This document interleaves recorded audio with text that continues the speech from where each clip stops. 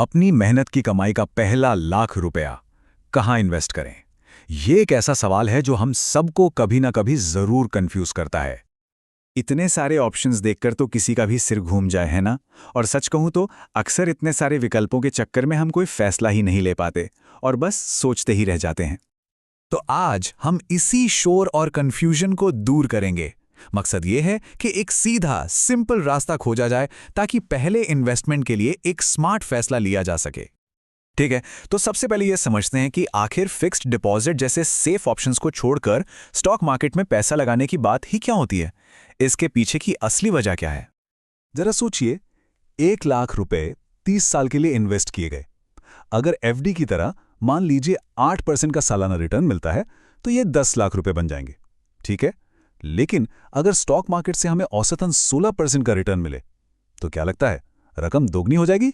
मतलब 20 लाख? नहीं, वो रकम होगी 85 लाख रुपए से भी ज्यादा। जी हां, ये डबल नहीं है, ये 8 गुने से भी ज्यादा है। दोस्तों, यही है कंपाउंडिंग की असली पावर।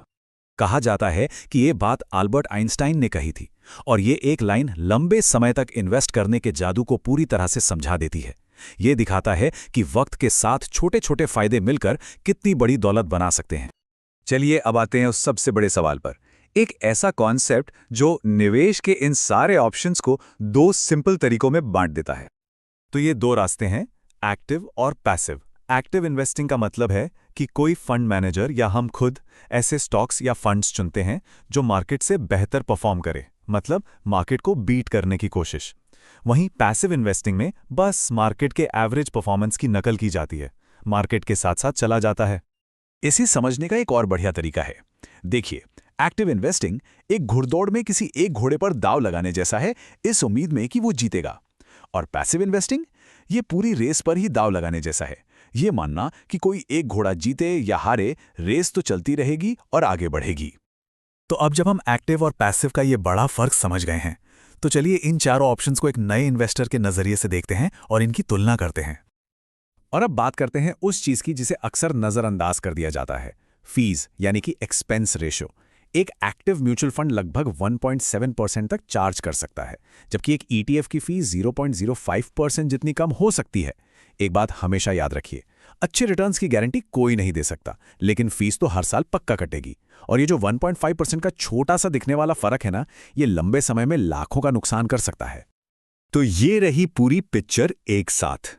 डायरेक्ट स्टॉक्स, इनमें कंट्रोल पूरा है और बड़े रिवॉर्ड की संभावना भी, लेकिन रिस्क भी सबसे ज्यादा है।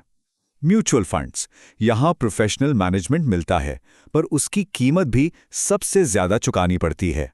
और आखिर में आते हैं इंडेक्स फंड्स और ईटीएफ्स, जो अपनी सादगी और बेहद कम लागत की वजह से सबसे अलग खड़े हैं। अच्छा, तो मान लेते हैं कि पैसिव रास्ता चुनना है। अब एक और सवाल आता है, इंडेक्स फंड या ईटीएफ? इसे सिंपल रखते हैं। अगर हर महीने एक फिक्स्ड अमाउंट बिना किसी टेंशन के इन्वेस्ट करना है तो इंडेक्स फंड एसआईपी के लिए बेस्ट हैं। ये सेट एंड फॉरगेट जैसा है। लेकिन अगर एक साथ बड़ा अमाउंट लगाना है और मार्केट के टाइमिंग का थोड़ा फायदा उठाना चाहते हैं तो ईटीएफ आपको स्टॉक की तरह तुरंत खरीदने बेचने की फ्लेक्सिबिलिटी देता है। तो इन सब बातों को मिलाकर देखें तो एक नए निवेशक के लिए पहला सही कदम क्या होना चाहिए? देखिए, एक नए इन्वेस्टर के लिए पैसिव इन्वेस्टिंग एक बहुत ही स्मार्ट शुरुआत है। क्यों? क्योंकि इसमें दांव किसी एक मैनेजर की काबिलियत पर नहीं, बल्कि पूरे देश की इकॉनमी की ग्रोथ पर लगाया जा रहा है। फीस ना के बराबर होती है, जिसका मतलब है कि ज्यादा पैसा हमारे लिए काम करता है। और हां, हजारों फंड्स के जाल में उलझने की कोई जरूरत नहीं। इसे एक आखिरी फैसले की तरह मत देखिए, ये तो एक सफर की शुरुआत है। पहला कदम, एक सिंपल कम लागत वाले पैसिव फंड से शुरू करें। दूसरा कदम, जो समय और एनर्जी फंड्स चुनने की रिसर्च में बच रही है, उसे बिजनेस और इकोनॉमी को समझने में लगाइए। और तीसरा कदम, जैसे जैसे समझ बढ़ेगी, अपनी स्ट्रैटेजी को और बेहतर बनाया जा सकता है। शायद कुछ स्टॉक्स भी ऐड किए जा सकते हैं।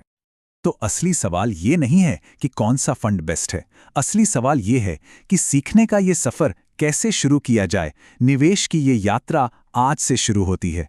तो बताइए, अगला क्या सीखना चाहेंगे?